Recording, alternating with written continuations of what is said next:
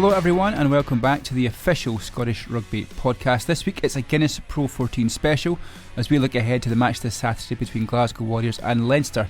We're at Scotstoun to hear from Matt Fagerson of Glasgow Warriors, plus we reflect on Mental Health Awareness Week here at Scottish Rugby, and we look ahead to the Under-20s Championship in Argentina. We're at Scotstoun Stadium today, joined by Matt Fagerson ahead of the final next week on the back of a terrific semi-final. Myself, Lindsay and Mossy are here. And we're going to be talking all things Guinness Pro14 final. Matt, before we look ahead, let's have a brief look back to Friday night against Ulster. It seemed that everything Glasgow Warriors did went well, would you agree? Yeah, all the boys were pretty pleased with the performance. We'd had a massive 3 weeks before, as everyone's been saying, we tried to keep the intensity pretty high and to put out on the park, what we'd been practicing those last 3 weeks was it was pretty special to do it in front of our home crowd at Scotstoun. Matt, you must be pretty happy with your performance. You seem to be absolutely everywhere. Your usual kind of physical self. How did you prepare for that game? I was pretty nervous before. I was pretty quiet in the changing room before the game. I knew how big a test it was going to be, so I knew I had to be on my money and be focused and just put my body on the line whenever I could. But did you enjoy it? Because I did. It was awesome. It was awesome. How much of that's the game plan and how much of that is just the players on the park itself, and how well you played? It seemed as if the energy, the speed came from the fact that everything was going well.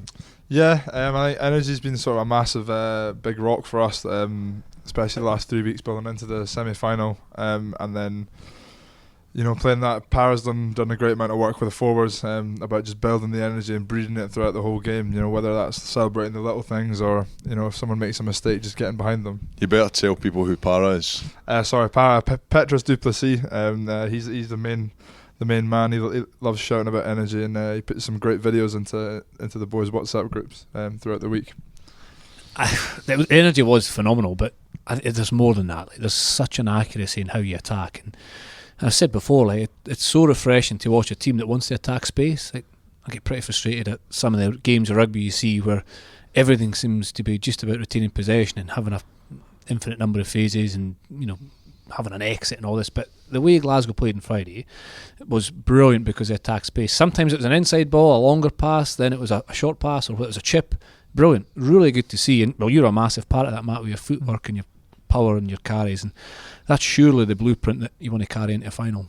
Yeah, that's what we look at during training, being able to keep your head up the field and identify where the space is and get the clear comms coming in, and whether that's a back row in the wide channel, relaying that there's kick space in the back left pocket of the field, or if it's a second row run, a short ball on the short side, everyone's sort of got that role to play. But then again, to Mossy's point, whenever any of the forwards got the ball, you didn't know whether they were going to run, whether they were going to tip the ball outside, inside. Everybody's a threat in a different way. I was chatting to Dave Rennie about it. It's something you obviously worked very hard on. Because Ulster got one-dimensional. Ulster just tried to say, right, we're just going to run harder. And you guys were smashing them back. With Glasgow had the ability to do umpteen things when they were on the ball. Yeah, the type 5 skills especially are awesome. Blokes like Ollie Kebble and Scott Cummins, being able to tip on, whether it's a late release out the back. Everyone's really a threat, and we have a big emphasis on, you run the line, whether it's a short ball off 10 or it's a tip on line, you run it with intent, and you could always get the ball, so when everyone's ready for that. But Ulster haven't played like that all year. Under Dan, they've played similar to how you guys played, and you got pressure looking to get that extra pass. Yeah, the start and certainly the pressure they put on them. But I think every team has a blip or goes off the boil a little bit in the season, and it's been kind of well documented that the middle point of the season really was where Glasgow had their dip in form. Since then, I know the attack's phenomenal, it's where your eye goes, but the defence has been outstanding as well. Think of that Leinster away game, Edinburgh at home, and then even again on Friday night, that almost to get out the blip, or what's given you the power to go forward and apply all that attack has been the defence. Yeah, everyone sort of said that it was the Saracens game that gave us that sort of kick up the arse, but yeah, I think and that's probably true. We were pretty embarrassed after that game, and we really had a look at where we were struggling, and we can score tries. In the Saracens game, we scored a try in the first 2 minutes of the game from a perfect set piece drill. So we can score the flashy things, but yeah, I think our defence was definitely a massive focus area. And going into we played Ulster at home straight after that, then Leinster away, and then Edinburgh at home. And I think in all those games, all it came down to was the intent, coming off the line, and the want to go out and defend, and the want to go out and put in big shots, and and to do it as a squad, not as individuals. Expecting someone else to do the work for you, and that's been a massive mentality. So fingers crossed, taking that into next week. So you talk about next week. How big a motivation has it been all year, knowing that there was that home final to play for, and how much you're looking forward to getting out there and hopefully bringing out the same performance that we saw on Friday? It was the goal at the start of the season. Home final in Glasgow, so it's incredible that we've got here. And yeah, I think the boys just are really biting at the lip, trying to get through this week so we can get out there in front of our friends, in front of our family, and and the home crowd of Glasgow. It's pretty awesome. 34,000 tickets sold as we speak today. I think that will hopefully climb above 40,000 for the game. That'll be an incredible experience, won't it? Yeah, that's probably one of the biggest stadiums I've ever played in front of. So it'll be awesome, and yeah, to be able to do that in front of your home crowd will be awesome. Yeah, so hopefully Glasgow can come out in numbers. Matt, you mentioned there it's massive to play in front of a home crowd, your friends and your family, but how special is it to play in the same team as your brother, and obviously into your first final? Yeah, it's awesome, to be able to be in the forward pack with him. When he's getting these scrum penalties or he's carrying into brick walls.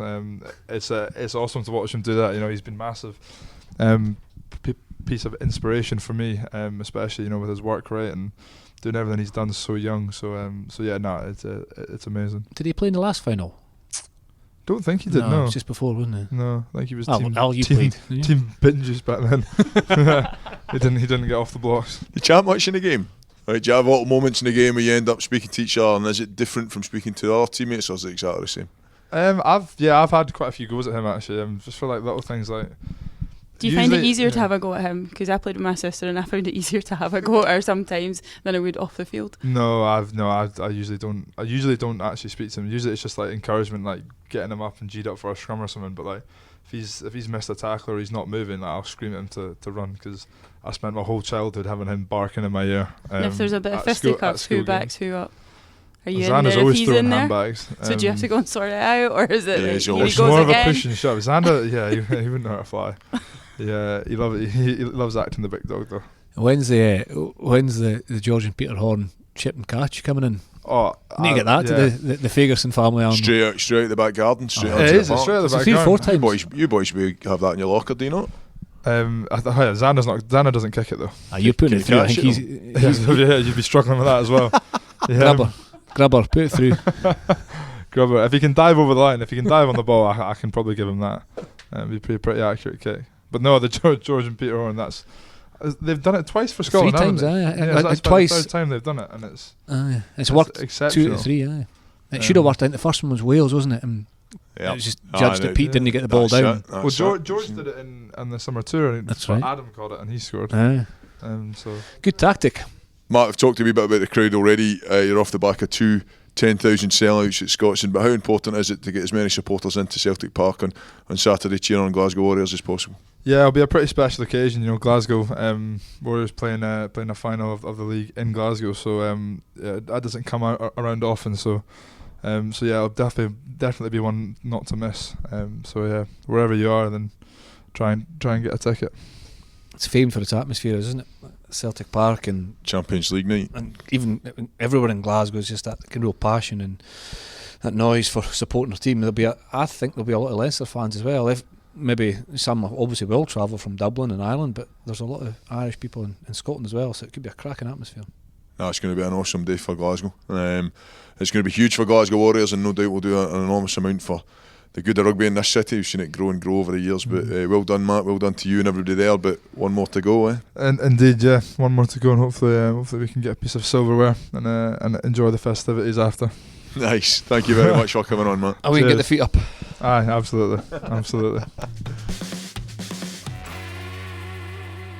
Great to have Matt in, great to hear about the build up to it. Tell me, a wee look back how good were Glasgow and how much was a poor Ulster performance? Glasgow were brilliant. I said it there, like the ability to attack space and the ability to make decisions in the heat of the moment. It's just sets Glasgow apart. It's so refreshing to watch, but so effective, and it suits them. It's how they train, it's how they prepare. Ulster didn't get into the game. Well, they did actually. Just at 14-0 down, they had a bit of a fight back, and they had a bit of pressure. You take the points at that I would stage? have taken the points because the kick they put to the corner. The line out the last time they were here was something like 64%. It was way down. The line out's not been strong all year. And Paddy Wallace in commentary made a good point. He said, "Listen, it's out of respect for Glasgow that they feel as if Ulster have to score tries to win this game. They're not going to kind of chip away. But then in the semi-final, you probably take the points. There was a penalty just after that they took as well. I know the two wouldn't be conjoined. But that stage they're 17-0 down. So at 14-0 down, I mean, hindsight's 2020, isn't it? If they catch that and score a 7-pointer, but that was a turning point. But one of the turning points was after the powerful start that Glasgow had. Ulster came back into a wee bit, and then Glasgow defended that, and it was actually Matt. It was unbelievable. The turnover for the line out. DTH thumped up the pitch, and Matty took off, made the tackle on Lowry, the 15. Brilliant, led the line chase, smashed him. 2 phases later, he won the penalty on the 10-metre line the other side of the field. He's was playing outstanding. out his skin, isn't it? I mean, he's keeping the captain or a joint captain on the bench a moment in Ryan Wilson, so it shows how well he's playing. He brings a physicality. You talked about his footwork and his ball carrying. He's a different type of player that we get all that often. It's just hesitate to say a new breed, but he's a guy who he played a bit of centre at school. So his evasion, his footwork, his fend, his ability to pass. I know, especially when you're 15, like because he was a powerful guy, and he's through the age grades as well. So he was, and he was brilliant. I remember at Broadwood a couple of years ago, he scored for under 20s and he was playing number 8 this time. I think it was against France from inside his 22, and you know how athletic the French age grade teams are and powerful, unbelievable. And he's a brilliant season. So much squad depth around about him. It's difficult to choose your number one back row for Glasgow, and even harder for Scotland. That was going to be my question. You expect to see him starting on Saturday? I think he would start. I think he was so dynamic on Friday. So as well. I can't imagine that Dave will look to make many changes, if any at all. I mean, I think there's so many good players in the Glasgow squad that, and we've said this over the years, the last 3 or 4 years certainly, team selection now doesn't always mirror your best players. It mirrors who's right for the opposition, who's right for the situation, and that's because there's so many good players. You see it like Man City in football. You could, what's their first team, you don't know, because they're all of an equal standing, but it's who's right for that moment. And I think so on that then, Matt was right last week, and I think he'll be right this week. Yeah, what did Leinster bring that Ulster didn't? I mean, Ulster had a poor game, and I agree with you. I think that's primarily because Glasgow were so good from that inside ball in the first 10 seconds that Scott Cummins put into Kyle Steyn. Ulster were scrambling to get into that game. Yeah, Matt touched on it. The front 5, they were ready for the ball. They could tip on. Set piece movies, wasn't it? Yeah, their skills. Anyone on that park was able to field the ball. So much. And Glasgow grabbed that game and made Ulster look ordinary at times. That's credit to Glasgow. Leinster, different in attack, a solid set piece, a good scrum, probably a better scrum than Ulster. So Ulster's scrum's quite strong. That's been, I think, from my memory, rugby geek that I am, for the notes I got on Friday night, they were 4th best in the league, Ulster, 95% scrum stability. Was that before Friday night? That was before Friday night. Okay. And the line out was way down. I think they were 3rd poorest line out. I thought Glasgow were pretty dominant at scrum time on Friday night. Yeah. They chose early on in the first half. They did lose Marty Moore, who was a big part of that against Edinburgh. He got an ankle or knee injury, Ulster, and so that's obviously over the season they were 4th best. So it may not be. But then the kind of contrast on Saturday with the other semi-finals, Munster's scrum in the first half destroyed Leinster. Yeah, it was strong. And then Leinster kind of got on top of the second half. Exactly. They managed to grab the momentum back. I mean, Leinster, I talked about Ulster being one-dimensional. To your point, that's not been their season, but they got to the point in that game they were just trying to run harder. So they were just coming around the corner and just going straight at Glasgow. And guys like Fraser Brown, like Matt Fagerson, they were lapping it up. They were just knocking them back. Leinster they'll be a different attacking threat. I don't know. They are and they're not. Like, Leinster have the ability to play some brilliant rugby, but they only do it. Recently they've only done it if they're in ahead in the game or are in control of the game. Their default first over the last couple of years now has just to kind of get everybody in an arm wrestle, a bit like Ireland. You have these attacking, crackling players, but they wanted to kind of dominate you first. And I think they'll fear the ability that Glasgow have in their attack, and I think they'll try and suffocate the game. Leinster. Keep the ball. Yeah, no, I agree with you. I think they're going to try and, get into a bit of an arm wrestle to begin with, and hopefully, dominate Glasgow. But Glasgow proved on Friday night, how physical they can be, and people like Matt Fagerson, you see they're just hungry for more contact. They just enjoy it, and I think playing on a big occasion like a final, they're going to relish it even more. Leinster's third massive game in a row. They've got more final experience. Do you think that's going to have an effect? Well, I'm going to ask you a question about whether it makes it harder for them to win, or it gives them that sharpness that you talk about, that final experience. They've got more final experience, but it doesn't necessarily mean that makes you better. If your final experiences, especially of late, haven't been that successful, does that add more pressure? For the talent that they have, it'll be a desperately disappointing season for Leinster if they don't win a trophy. Yep. So that's and ultimately they're coming to the home city or the team they're playing against. So there will be nervousness and tension, of course. Losing Devin Toner, I assume, is out. He looked to have a nasty injury. He took a big hit. And they rotated their side a little bit last week, but I think Ross Byrne probably was the right thing, because Sexton's not played particularly well, but you saw the impact Sexton had when he came on. So who starts this weekend? Sexton starts this weekend, I think. Great. And then I remember saying, I think we said in the podcast as well, when was it? In April, the game in April where Glasgow won over in Leinster with a bonus point win in the regular season, it was 39-24. I remember saying then that the best thing about that was it was a statement win for Glasgow, because you may very well play Leinster again. And Glasgow's team selection was pretty strong, as was Leinster's. Wasn't as strong, but they had all their big guns on the bench that came on early. So you never know, that game may have a bearing as well. Do you think that game will have a bit of a mental effect for both teams, or do you think that's that game's I think that game's it's done and we move on to? I think it's because it's a final, it probably doesn't. But if you'd gone over there as Glasgow and been beaten heavily, or if you'd won easily, it'd maybe have an effect. I just think it was the right thing to do at that time, and it was brilliant for the final push for the league. But also, it was only 6 weeks ago, and I remember watching the game and all the territory, all the possession Leinster had, they couldn't break down. That was the famous stats game, wasn't it, with defence and carries for the front five, and so it may have an effect. But I think, in all honesty, finals kind of take care of themselves, don't they? They're unique, and I suppose it's another bonus. Glasgow have got an extra day to recover. Yeah, I was thinking that at the weekend. That's potentially crucial. There was a few guys looked as if they'd taken a few banks, but you get that in every game.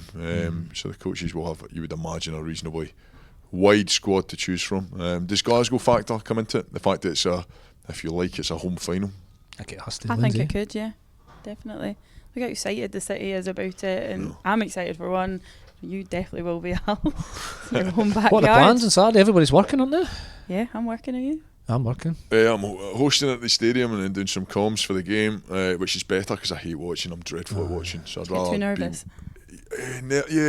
Yeah, just because I don't know. I just sit and I don't speak to anybody. So when I've actually got to concentrate on telling the story of the game, talks on comms. Hopefully I'll be better. A fun, entertaining game. He's not talking. You're not speaking to anybody. I would say there is a lot of excitement. It's great, for us to be involved as well, and to experience it, and it'll be a brilliant venue and a brilliant occasion. But it'll be brutal, for all the attack and chat, and we've spoken about defence. It'll be pretty heavy going. I again, back to my stats. It's quite fitting. I think the teams that topped Conference A and B reach the final. I've spoken before. I'm not a great fan of playoffs. I understand them, and they are exciting. But I think it's over the course of a league, whoever is at the top, would be pretty disappointed if they didn't win it. But from that point of view, because you've got two conferences, because it's the two conference pool leaders, I think it's quite good. Glasgow finishing 81 points in top tier conference, Leinster in 76, and between them so far, including the semi-final, they've scored 187 tries. Wow. So it's alright, eh? Not bad. 95 tries for Leinster in the regular league season and 83 for Glasgow. So we've covered all bases: attack, physicality, defence. But there's a few tries in that team if they're allowed to play. So that's the final. We've looked ahead. We've covered last week the semi-final, the cracking performance from Glasgow with Matt Fagerson. We've looked ahead in some way, shape or form to the final. Who knows what to expect in finals, but it'll be exciting, and it'll be it'll be a cracking atmosphere and a good day at Celtic Park at 6:30 kick-off on Saturday evening. So other rugby kicking around in the next rugby month or so. Under 20s are away to Washington to play Old Glory. Yeah, under 20s leave. Argentina after that, is it? Yeah. Leaving Thursday, I think, and they play Old Glory as a warm-up for their under 20 World Championship. It's in Argentina. So Tough have they group. been in training as a group since pretty much the end They've of done a Six few Wednesday Nations, or- sessions. Yeah, it's been difficult to get everybody together at the same place just due to exams and Excels, but they had a hit out last Wednesday afternoon, and they go, as I say, this week and train a wee bit in Washington with tie up with Old Glory, and then they've got a tough group in Argentina. Start with South Africa, then it's Georgia, and then New Zealand. Old Glory had their first game yesterday. 2,500 people through the gate to watch them play, so they're building up nicely, so it'll be interesting to see. What kind of fixture will that be for the under 20s? Will that be like? I don't know. I think they'll be hoping. Clearly, it's competitive. I think it will be it's a good opportunity to take a decent amount of the journey out of the legs, get a run about, and then dot on after that. I always felt as a young player, and young players are the same. Something new, no matter how hard it is or how easy it is quite a positive experience. Like just playing people like you don't know. You don't know it's who's it's exactly playing or that. what It's the position, unknown, yeah. and they have to deal with that, and they have to actually think within that. We don't know what's going to happen. We don't know what we're up against. So what's important is you do your things right, and it's almost exactly what the 20s will face when they get to Argentina. You know the opposition is going to be of a high calibre, but you don't know them. So I think that that extra game is worthwhile for them. Just underlining how they're going to play, what they're going to do. And not taking their eye off the ball. Important to mention, you can do all your analysis, off the field, but until you actually put into practice your game plan and try out different scenarios, it's not. Yeah, I think it makes it more real. The analysis of the opposition clearly massively important. As the tournament goes on, it'll be more important. But there's also at that age and stage, it's dealing with everything else that's going on. It's the fact that you're on a flight for however many hours, you're in a new city, you're in a new hotel, so they get an opportunity to deal with all that, get this hit out on Monday night, shelf all that, and hopefully hit the ground running when they get to World Cup. Yeah, it'll be hard. It's 5 games obviously as well, and in about 3 weeks or 3.5 weeks. Do you guys imagine playing 5 games in 3 weeks now? I used to do 3 a weekend when I was young. Saturday morning, Saturday afternoon, Sunday. Mind, there was zero contact involved when we played there. Was you hanging about at the back at full? No, just everybody just hang about at the back. One game in 5 weeks now seems like a lot. Never mind 5 games in 3 weeks. Have you got any games coming up? We can come and watch. Neither of us do it anymore. No. Well, maybe we'll see. Maybe. Yeah. 5-side football every Monday night. How are you getting on with that? Oh, you had an injury last week. You're not on ankle. So I'm still struggling a wee bit. Just a quick injury update on the ankle. I'm hoping to get through the game tonight. Get the concrete wellies on and goals again, is it? Concrete wellies. I mean, it's just a No, Thomas. You know what it is. You've got fine. He doesn't need to be able And a 5-a-side goal and all. Still Tom. Just lie down, stretch out. There's only wee bits of the goals you can hit.